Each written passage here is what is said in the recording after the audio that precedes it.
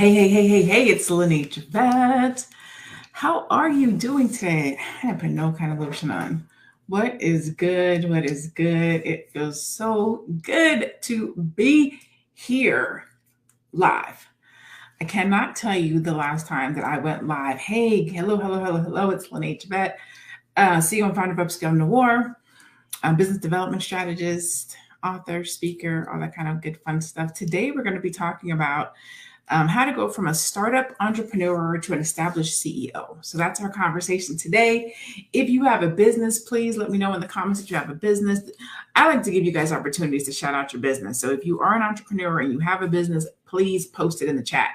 I do not mind, what do they call it? Shameless plugs. So please feel free to throw a shameless plug out there. If you know me, you've been following me for a while, say what's up so I know who's in the building, who's in the room. We are on 8 different platforms, 9 actually. So I'm on Instagram right here on my cell phone. And then I'm on 8 different platforms through StreamYard.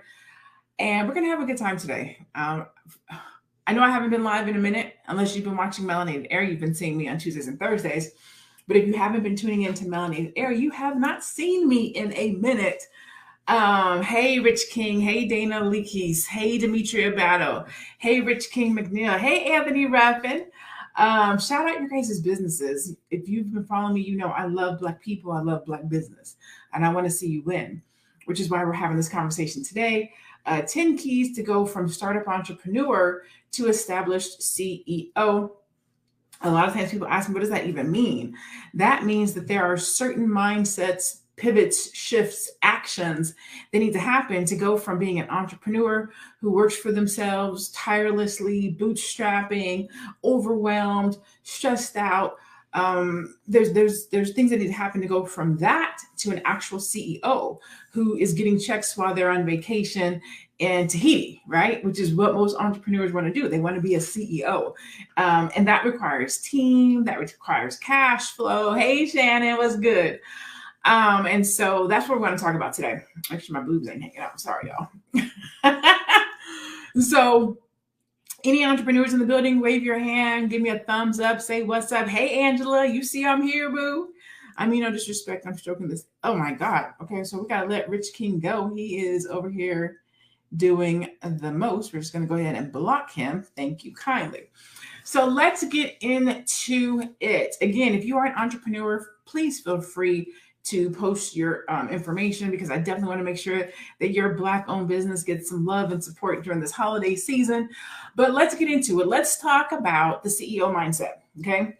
There is a difference between being an entrepreneur or somebody who's just starting their business and an actual CEO. And that is portrayed and seen by how you operate and run your business, okay? And actually, it's the difference between running a business and operating a business. Oftentimes, when we're first getting started in our business, we're running a business, and we are running after business. We're chasing business. We're tired. We're overwhelmed. We're spending money like crazy. We don't know what to do. We don't know how to do, and it's a track race, and it's difficult. But when you make this pivot and you make this shift into CEO, it becomes a little bit easier. And that's what we want to do. That's where we want to see Black-owned businesses. We want them to have CEOs, right? I'm sure you want to be a CEO. So if I say or mention something that sounds like you, give me a thumbs up. Let me know, okay? Also, feel free to go check me out I'm literally on multiple platforms right now. So depending on where you're watching me and following me, you can follow me on Instagram, YouTube, Facebook at I Am Laneige Vet. All right. So if one of these principles are not in any order, but there are 10 of them. Okay. The first one that we have is decision, not precision. I love talking to entrepreneurs about this because a lot of times when you're first starting your business, you can get analysis paralysis where you want everything to be perfect. And a lot of times when you are transitioning from entrepreneur to CEO, things are not going to be perfect, okay? Your business does not have to operate at 100% perfect. And I know a lot of times people won't tell you that. Nobody's going to tell you don't have to have a 100% perfect business. You don't. And I like to use the example of Apple when I tell people this, because Apple puts out a raggedy ass phone every single year. And every single year, people go and stand in line to get that phone. and they go and stand in line to get that phone before they work out the bugs, before they know what works, before they run, all the tests. But people will still go out there and buy that phone that's 70% together. The Apple throws out the phone like, we pretty much so got it figured out. We're not sure what's wrong. We're going to put the phone out and then you tell us what's wrong, right? So you don't have to have a 100% perfect product or service when you're doing your business, but you do want to operate from a spirit of excellence. Okay. You do want to operate from a spirit of excellence. Apple does have an excellent brand. They do have an excellent product, even though they may throw it out. And even though they may put it out every year and it's not operating at the highest level. Okay. So when you're thinking about making that transition from entrepreneur to CEO and you're putting out your products and you're putting together your services, just know that you want to make precise decisions. They don't have to be perfect decisions, but you do want to make sure that they're precise. Okay. So I have these notes. I'm in the process of writing a new program. And so I'm running through my 10 steps on you guys. You guys are the first people to hear them. So you will see me looking at my notes just to make sure I touched on all the points that I want to cover. So understanding that every decision you make in your business does not have to be 100% perfect. Rather, you should be more focused on making the right strategic decisions in a timely manner. Strategy and timing are two of the most important things to consider when making decisions. So that is one crucial thing that you should be thinking about if you're trying to make that transition from being a overwhelmed entrepreneur to an established CEO. Make choices and decisions for your business that are in line with your strategy, even if they're not 100% perfect. Make sure that they are operating from a spirit of excellence. Okay. All right. So, and the reason why that is you want to prevent analysis paralysis. All right. If I say something and you're not sure what it is, or you want more information, let me know, put it in the comments. I will try to check the comments as I'm going. All right.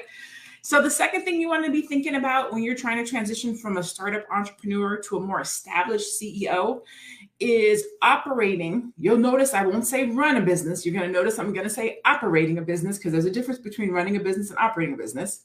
So you will focus on operating your business from the top down instead of the bottom up. And you're probably thinking, Lene, what are you talking about? What does that mean? Well, when you focus from the top down and not the bottom up, which is one of the biggest mistakes that CEOs and entrepreneurs of small businesses make in remaining stuck inside their businesses, you focus on working in the business and looking at the daily tasks that need to be done. And you rarely take a moment to think about the future of the business.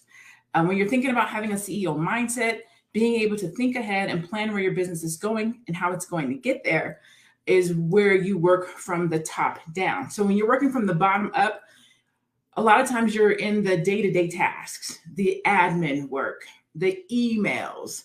And when you think like a CEO, you should be operating on your high level, you're innovative, you're creative, and you're operating up here.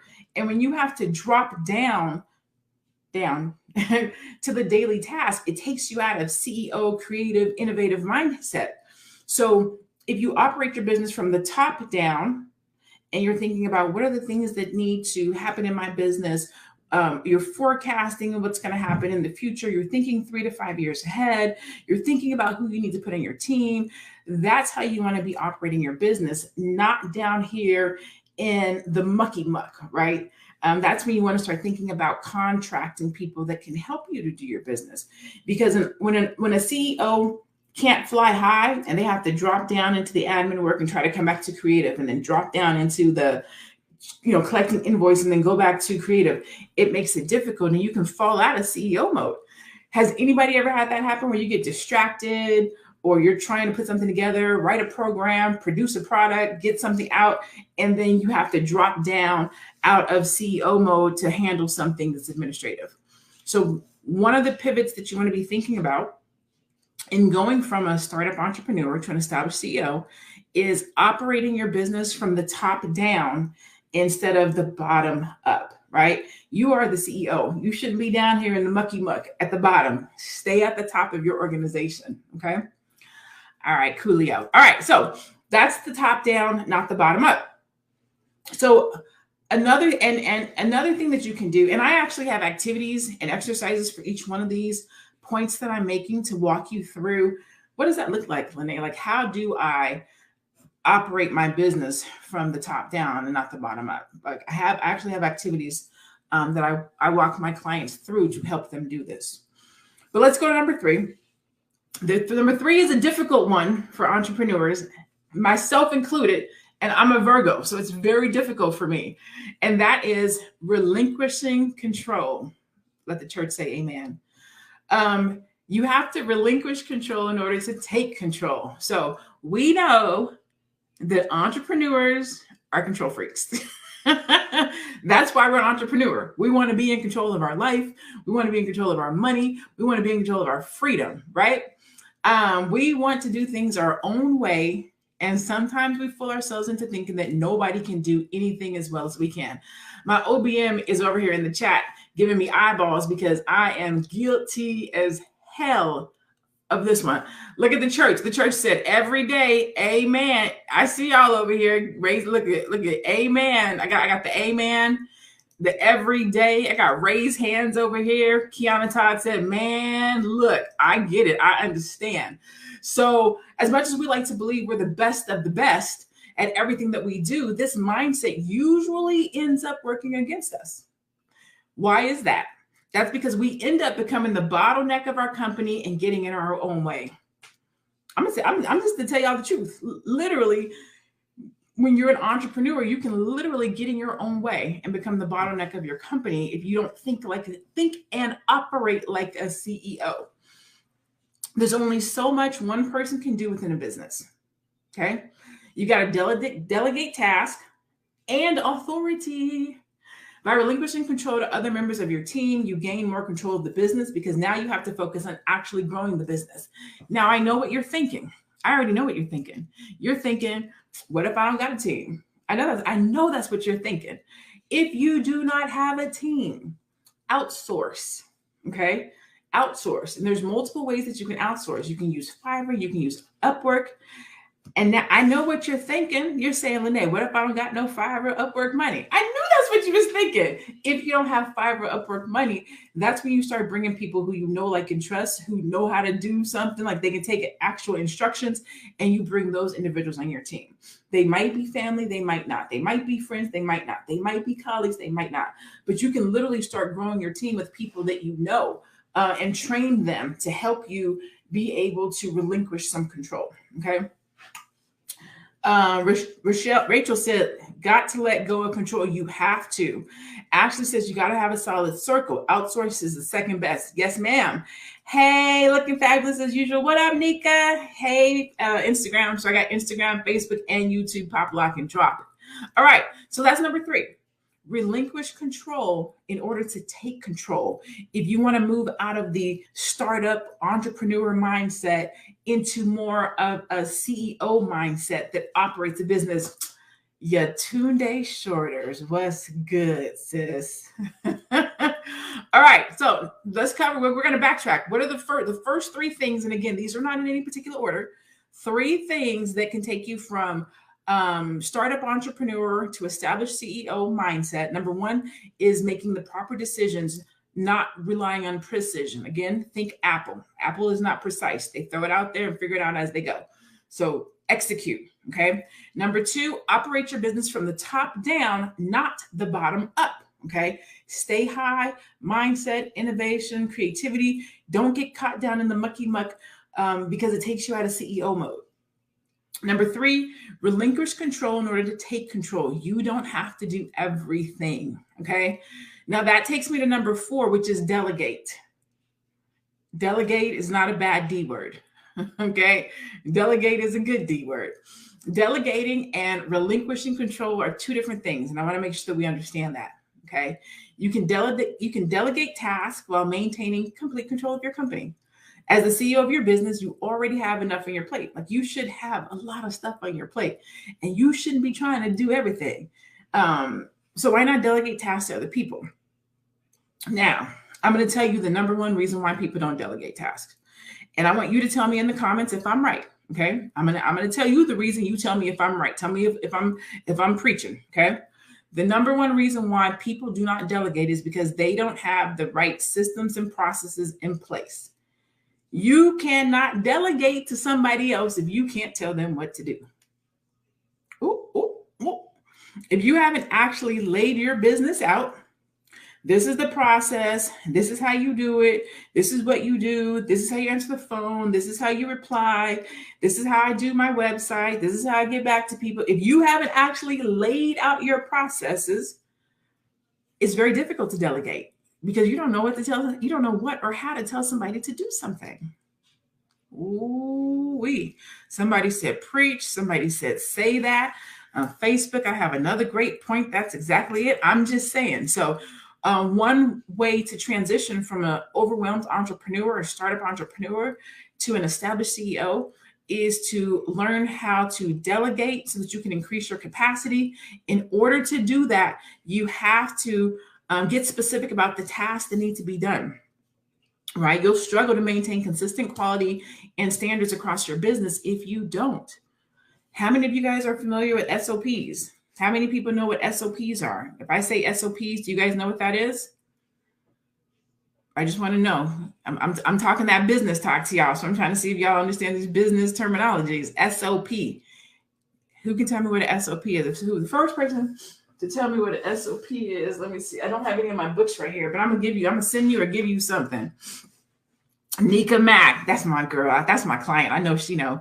So Roses Be Roses says standard operating. She didn't throw you forgot the procedures, Roses.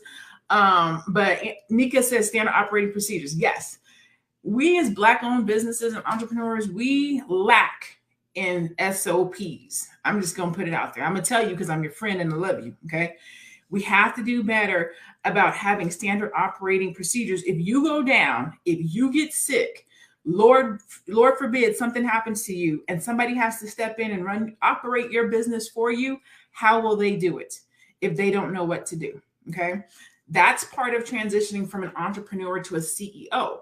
When you walk into a corporation on your first day, they got SOPs, they got onboarding, they can tell you everything about that business. As entrepreneurs, we need to have those things in our business too.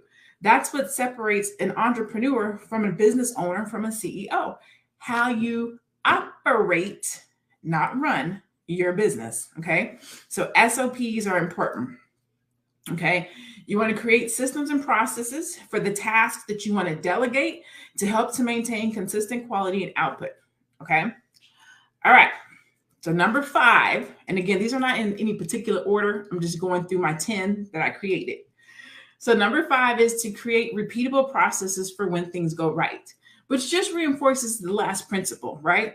If you do something and it works, you make $100,000, you shorten your time, people like what you did, you get a good response. You want to know how you did it, right? What did I just do? How did I do it? Because what? You want to do it again. So you want to make sure that you are creating repeatable processes for when things go right, and you're documenting that process in your standard operating procedures. Okay. Dr. Will says systems allow me to be on the golf course right now. Exactly. And that's what separates a CEO from a business owner, from an entrepreneur. The CEO is hanging out, chilling on the golf course in Tahiti, at the concert, doing what he wants to do when he or she wants to, while everybody else is working. As entrepreneurs, we are a team no sleep, and we're staying up all night, and we're working hard, and and for some, it's a rite of passage, right? When you first start your business, you have to grind. You got to be team no sleep. You have to be up late. But about 2 to 5 years in, you want to transcend to CEO, where you're not having to put that many hours into your business. You have processes and systems and automation in place so that your business operates whether you're there or not there. Checks are being collected while you're hanging out on the beach. That is the difference between an entrepreneur who's overwhelmed and stressed out in their business versus an established CEO. Okay. And we as Black people, Black business owners, that's where we need to get to. We need to go from startup entrepreneur to established CEO. Okay. So number 5, create repeatable processes for when things go right. Okay. And these can happen through your SOPs. All right. Number 6, we have 10.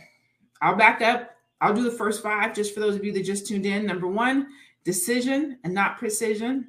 Think Apple. They are not precise when they throw that iPhone out there. They throw it out and then they ask you what's wrong with it. And then you give your input and then they fix it. Okay. So it doesn't have to be 100% perfect. It does have to be excellent. Should be excellent, but not perfect. Number 2, operate your business from the top down and not the bottom up. Don't focus so much on working in the business that you don't have time to work on the business. Okay. Think about the future of your business. Where is it going? How is it getting there? How are you going to grow it? Not just what's happening right here today. Okay. 2 years, 3 years, 4 years, 10 years down the line. Number 3, relinquish control to take control. Do not be the bottleneck in your business. Get out of your own way. Let someone else help you. Number 4, delegate to increase capacity. You have to be able to delegate tasks to other people. Again, part of that is making sure that you have SOPs in place so that you can actually delegate. You can't delegate if nobody knows what to do. So you have to make sure that people know what to do if you're going to delegate. None of that, I can do it faster myself. Well, yeah, you can do it faster yourself because you haven't put any process in place to let somebody else do it. So do that. Number 5, create repeatable processes for when things go right. That way you can do them over and over and over again. Okay. Number 6, simplify, measure, and optimize. Ooh, that's good. Simplify, measure, and optimize. Okay. So anyways, one of the worst things you can do as a CEO or a small business owner or entrepreneur is to overcomplicate things for other people, which are the people that would be coming to help you, that you're going to delegate to. You want to keep things as simple as possible so that they can be repeated consistently, which is what we just talked about. So you want to be thinking about how can you optimize your processes inside of your business so that your business can still grow. If you make things more complicated than they need to be, people will struggle to follow, and that can end up having people take shortcuts, sacrificing things like quality and consistency. Again, this is why having SOPs is super important for your business. It's also the reason why people don't delegate. It's also the reason why people end up having to do everything in their business because they haven't laid out a framework or a model for somebody else to step in, which is why you end up running after the business and have to work your business every day. Okay, so you gotta learn how to transcend from entrepreneur to CEO. Some of that is by simplifying your process, putting a process in place to measure, and then optimizing that process. So you want to try to simplify things in your business and measure the results. Understand what metrics you want to measure and keep track of the results to help you identify what is working and what isn't. Because you don't want to keep doing the same thing that's not working. If you are running an ad and you're not getting any traction, any money, any sales, stop running that damn ad. If you are going to the same event as a vendor and nobody's paying you, you're not making money, stop going to that place and vending. Like, what's working is just as important as what's not working. And a thing that I see a lot of times, unfortunately, in Black-owned businesses is we aren't keeping tracks with we aren't keeping up with our KPIs. Now, who knows what a KPI is? We talking that business talk. So what is a KPI? Who can tell me what a KPI is? Hey, Margot. Who knows what a KPI is? I'm looking to see who can tell me. We're using business language on the live today. I want to see who knows what the KPI is. Nobody has said it yet, so I'm going to throw it on out there. Okay, there we go, Snowman, Renee Bonds. Okay, key performance indicators. Exactly. We inspire. Yes, come on now. Yes, talk business to me. Talk business to me. Okay, key performance indicators. Exactly. Now, y'all said what they are. No shade. No shade. Who is keeping track of their KPIs? Who actually can say, I know what my KPIs are. I know what I'm tracking. I know what I'm looking for. I look at my numbers on a regular basis. This is no shade, no shade. But I want to know. I just want to know. Again, we all cousins on here. So there's no shade if you do or do not. I mean, it's hand claps if you do, but it's no shade if you don't. The whole purpose of this conversation is because I want to help you go from an entrepreneur who's struggling in your business to an established CEO who has processes and systems in place, who can measure their performance, who knows what's working in their business, who can repeat what's working in their business. Okay, nobody said anything, so I'm going to assume that you guys are. I ain't gonna throw nobody under the bus. Okay, I don't want to throw nobody under the bus. All right, so number 6, simplify, measure, and optimize. Okay. Number 7 is you want to manage risk, but learn when things go wrong. I see a lot of entrepreneurs, before they get to that CEO level, you hold on tight to what it is that you have and what you're doing in an effort to manage risk. So you don't invest in yourself. You don't go to classes. You're not necessarily investing in coaching because you're not sure what's going to happen in your business. You're not sure about the money. And some of that is right. Unfortunately, we do not live in a perfect world. Things can and will go wrong. But that doesn't mean you have to throw in the towel for your business. When we're talking about managing risk, it's the best way to prepare for when things don't go according to plan. A lot of times when we are writing a business plan or we're preparing for our business, we're writing all the things that are going to happen. We're going to make this many sales to this many people. We're going to market like this. But we don't have a plan B or C for if that doesn't happen. What if nobody buys? What if nobody shows up? What if you bet it all and you didn't get it all back, right? So part of being going from entrepreneur to CEO is managing your risks, right? You want to create an A, a B, and a C plan for if things do happen to go belly up. You want to take time to really think about how you will react if things don't go right. At times like that, you should also look for opportunities to learn amidst the chaos.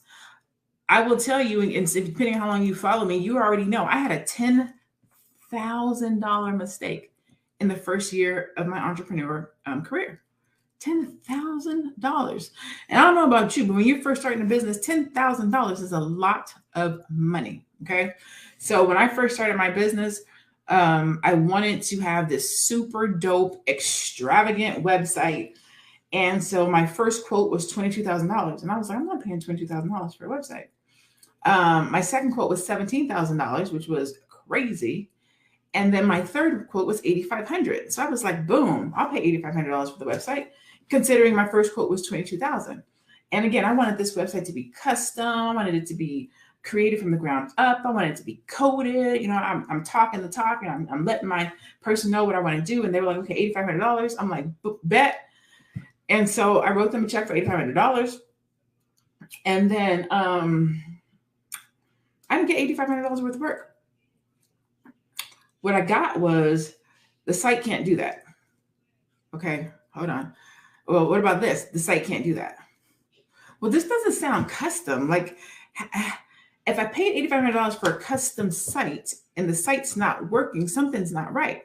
Well, lo and behold, come to find out this person was a website designer and not a website developer, which means that they could not customize websites.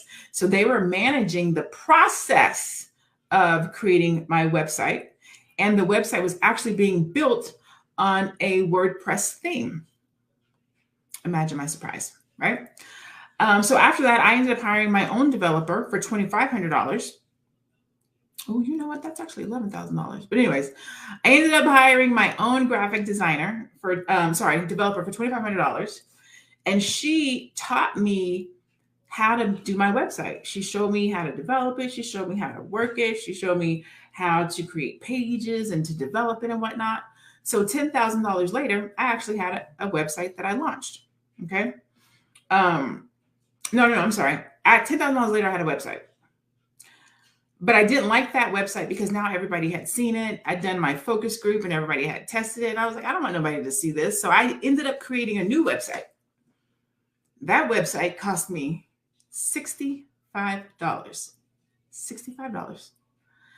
That $65 website is the website that I launched my business on.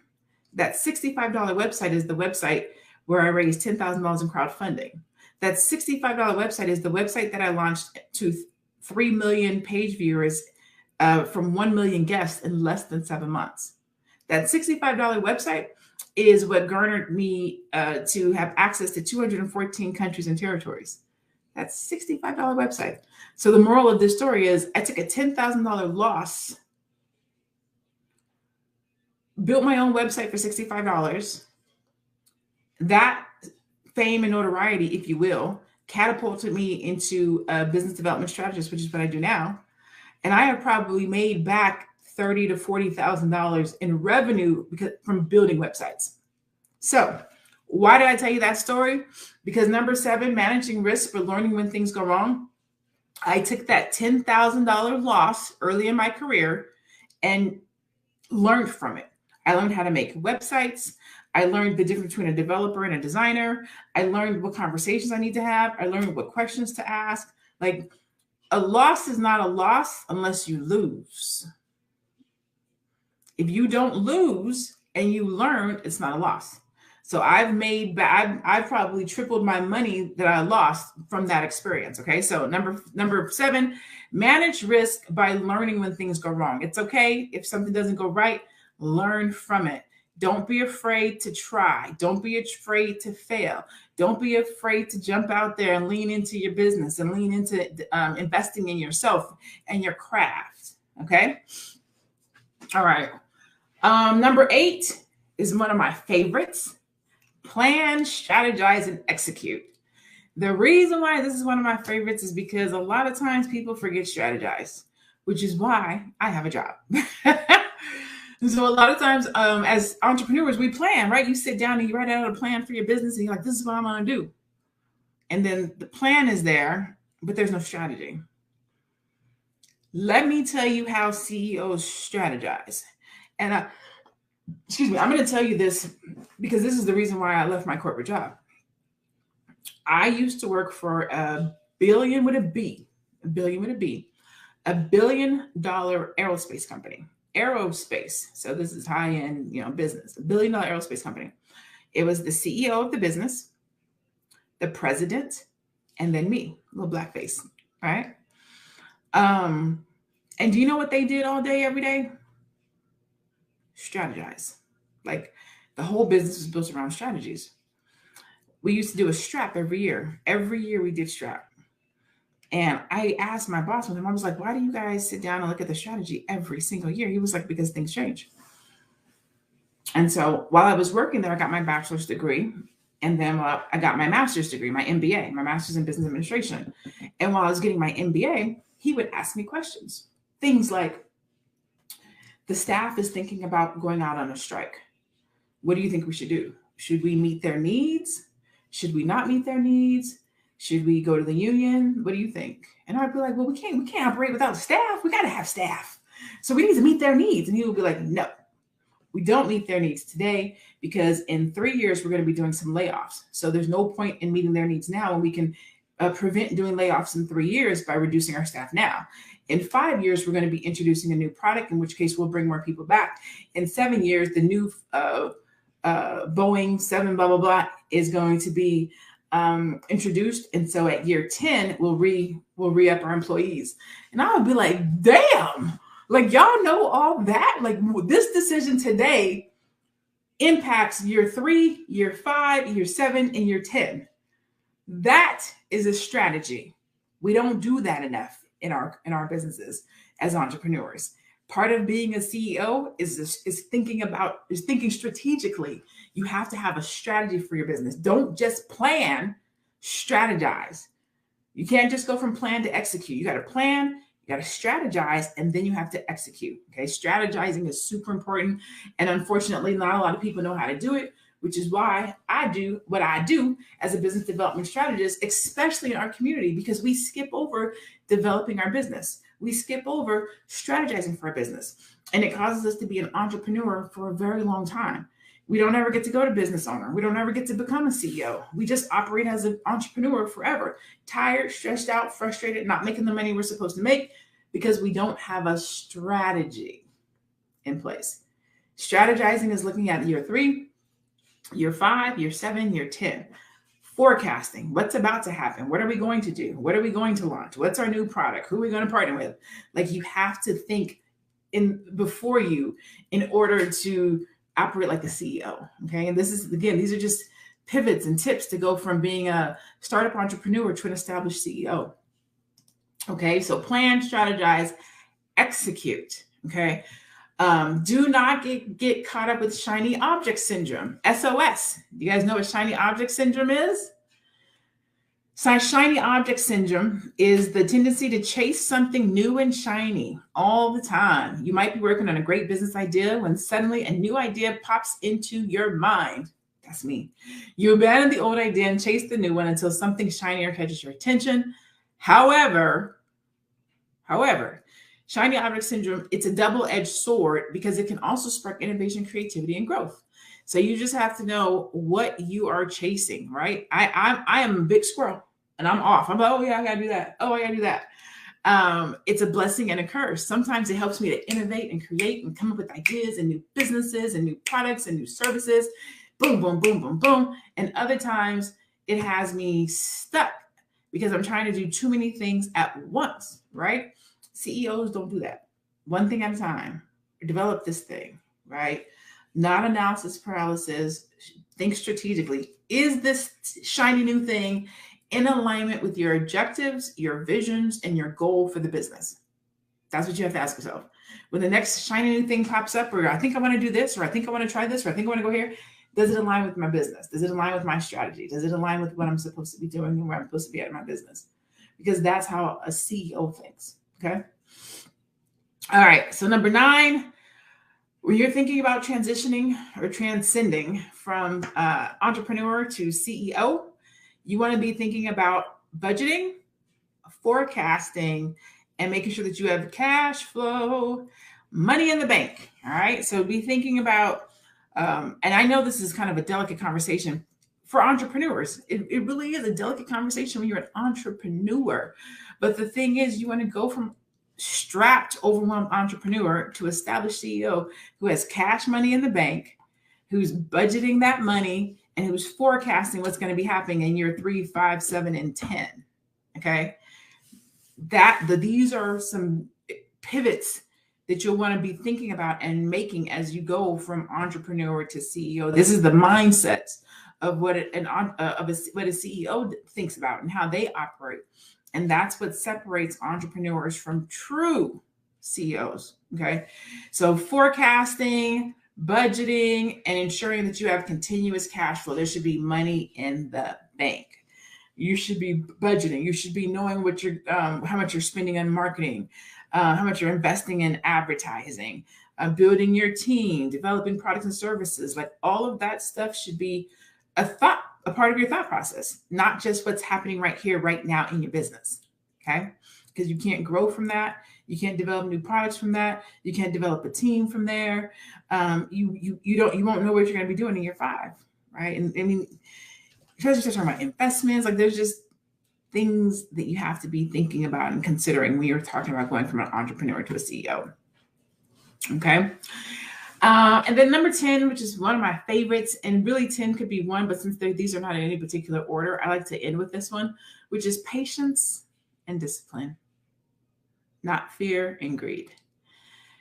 Scared money don't make no money, right? I know y'all have heard that. Scared money don't make no money. And greedy people get fat. Oh, maybe I shouldn't have said that. Damn it. That's probably not the nice thing to say. Scratch what I just said. That was a little bit aggressive and rude. But we're talking about it from the business perspective, not the physical perspective. Okay. Talking about it from the business perspective, not the physical perspective. Okay. So I don't want to offend anybody. So let me make sure I say this is the business perspective, not physical perspective. Okay. Growing a business, it takes time. Okay. Sometimes it can be easy to get caught up in your emotions to a point where you're running the business on those emotions. And many businesses have failed catastrophically because the business owner let their emotions run the business. Okay. If you run your business out of fear or greed, you're more likely to get paralyzed when making important decisions. You might even avoid taking calculated risks too because you are so consumed with fear or failure. And a lot of entrepreneurs operate like this. What you want to do is embrace a different mindset of patience and discipline. Okay. You want to start changing those beliefs. You want to start thinking differently about your business. You want to start scaling for a successful business. And what I want you guys to know is a successful business doesn't happen overnight. It just doesn't. Sometimes we hear overnight success. No, ma'am. No, sir. They're not an overnight success. They've been working on that business for 10 years. Okay, that's 10 years in the making. You just found out about it overnight. So have patience with yourself. Have patience in your business. Be disciplined in your business. Don't operate from fear. Challenge your limiting beliefs. Another thing that CEOs do is they know their leadership style. If you have not taken a leadership assessment, I challenge you to do one. Take a leadership assessment. Learn how you lead.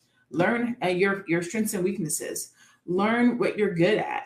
Learn about you. Because if you learn more about you as a CEO, it will help you operate your business better. You'll better know, what works for you, what style works for you. Are you a morning person or are you afternoon person? Are you aggressive? Are you introvert? Are you extrovert? Like there's a lot of things that you may not know about yourself. And then you wonder why your business isn't doing well. If you're an introvert, then you might struggle with sales, which means you have to hire somebody to do sales for you. If you're an extrovert or you're aggressive, you might, challenge people or be confrontational. People may not want to buy from you. So you have to know about who you are so that you can better create your team and the contract employees that you may hire or affiliated work with. You need to know these things about you, especially if your business is struggling. There are things that you can do to help support your business as a CEO and building a team if you better know who you are and what you do and how you operate and how you deal with other people. Okay. Yes, Anthony Ruffin, a SWOT analysis, SWOT, strengths, weaknesses, opportunities, and threats. So I'll run back through these 10 real fast. Let me tell you the 10, just so you will know. What I will tell you is I'm in the process of writing a new program called the Upscale Business Accelerator, where I'm going to be focusing on 6 key areas with Black entrepreneurs. Those 6 key areas are sales, marketing, operations, branding, legal, and financial. And so I'm putting the program together right now. I'm starting out with CEO mindset. So this is kind of the framework. And so I'm kind of introducing you guys to it.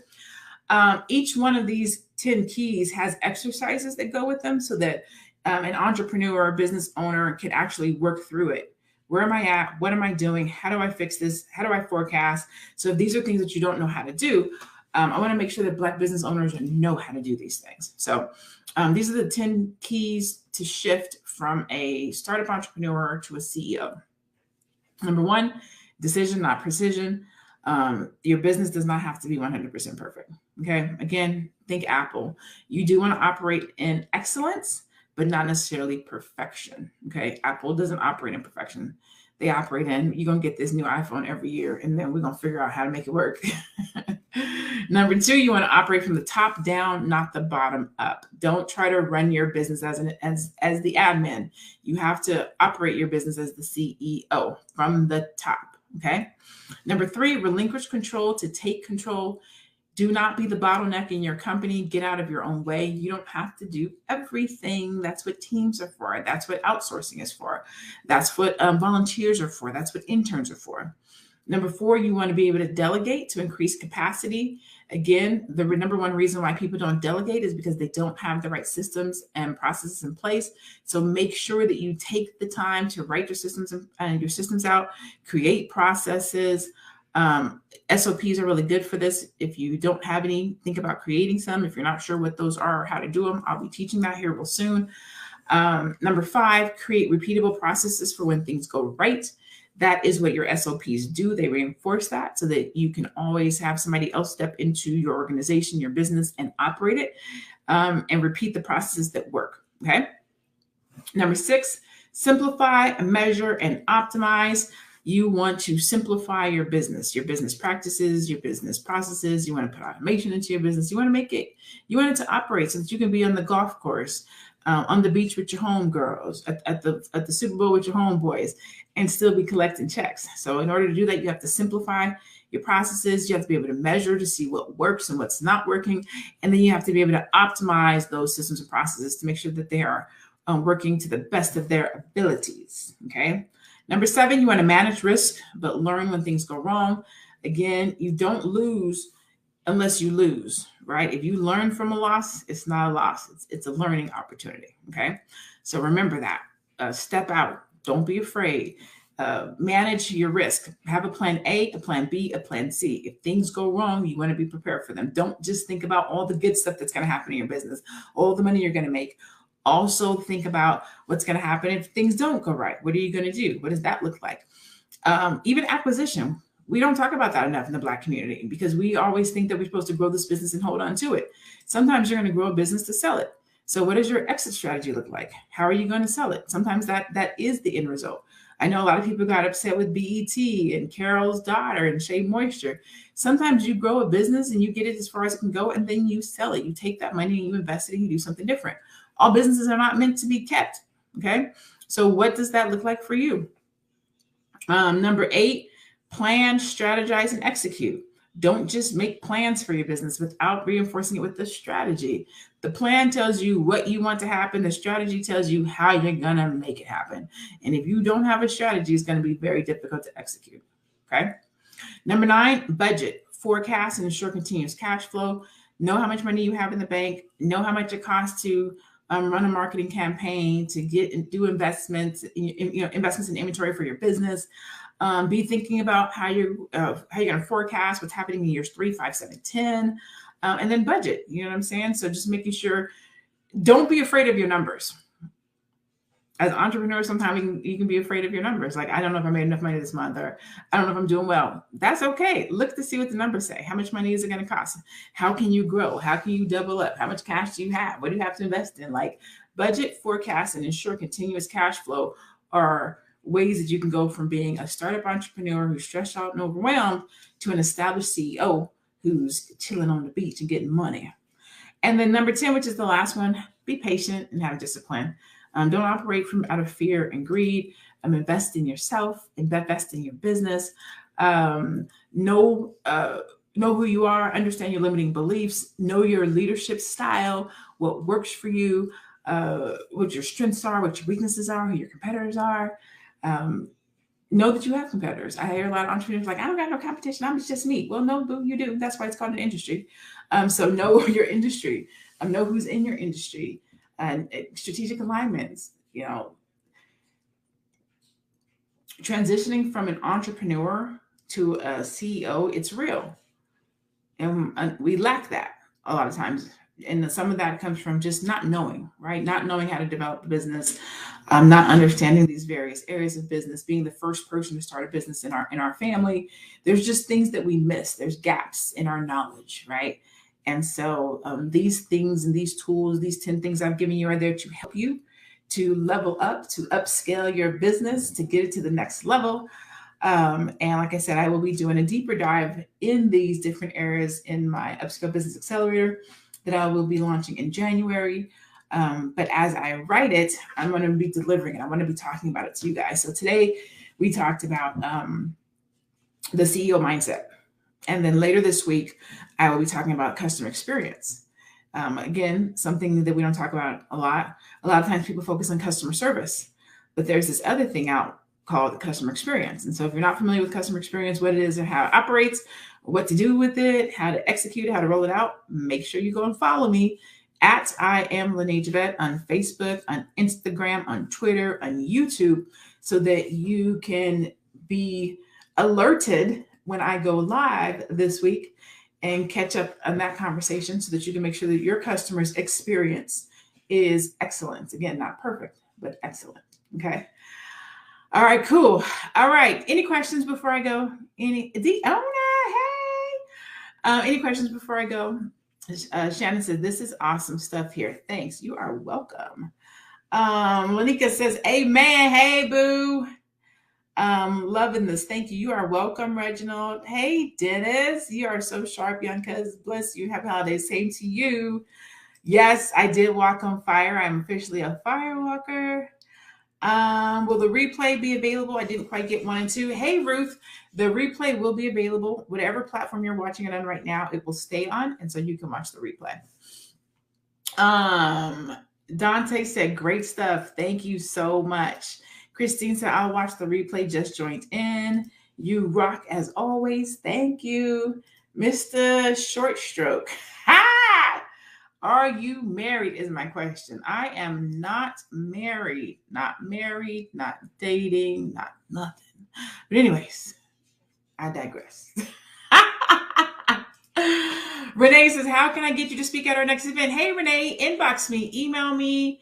If my OB is on here. Okay, so my email, you're on Facebook, inbox me, or just you can shoot me an email. My email is mogul, mogul, mogul at Lene Javette. So mogul at my name. So mogul at lenejavette.com is my email. So just shoot me an email, we can talk. How often do I go live? Cindy, you know what? I used to go live every day. I have not been online probably through the pandemic.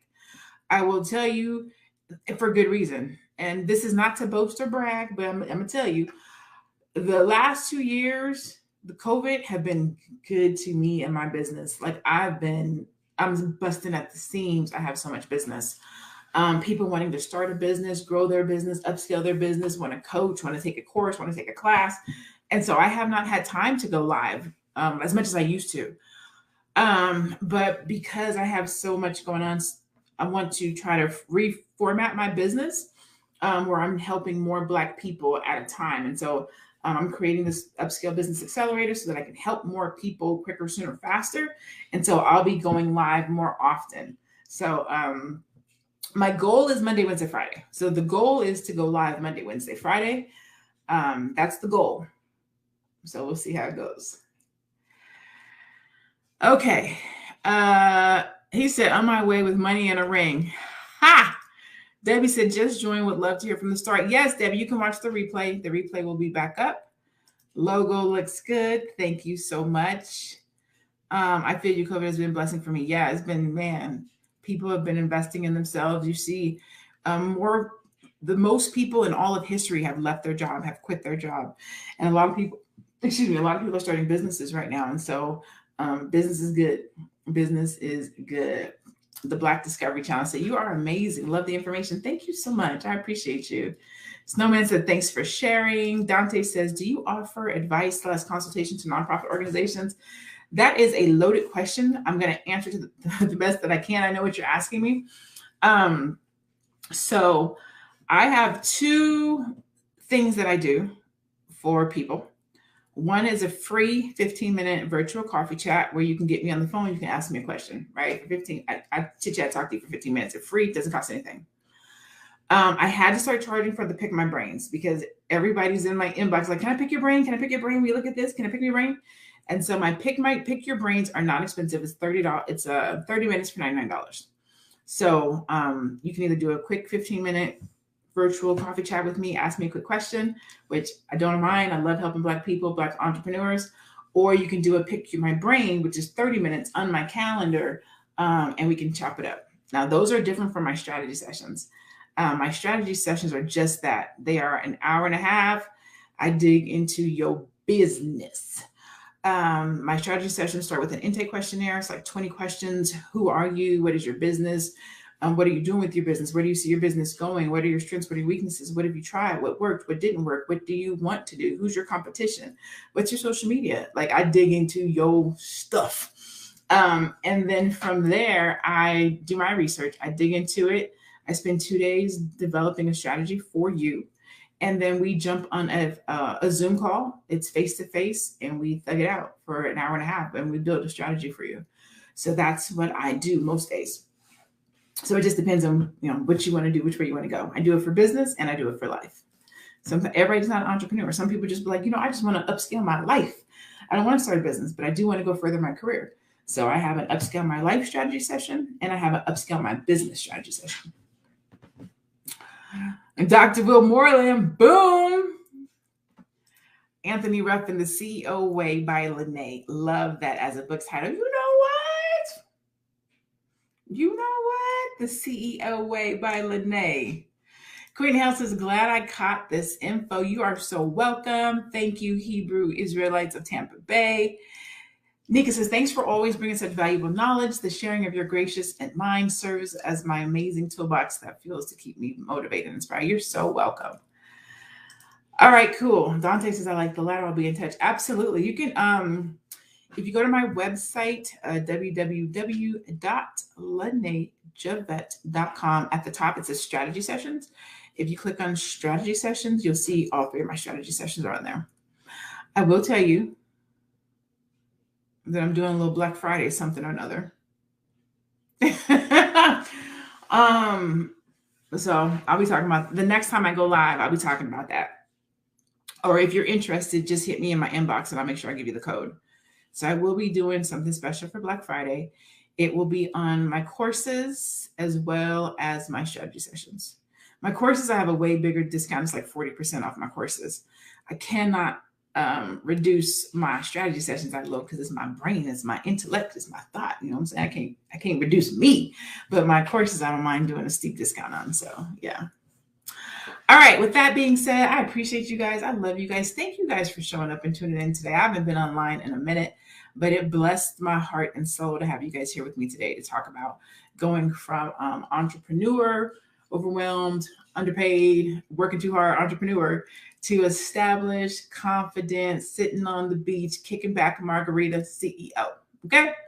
Please, please, please go like me, support me, subscribe if you're watching this on YouTube, like, follow if you're watching this on Facebook. Please go support my IG. I'm trying to work on that as we speak. And I will see you guys later this week. We will be talking about the customer experience. With that, be blessed, be one. Peace.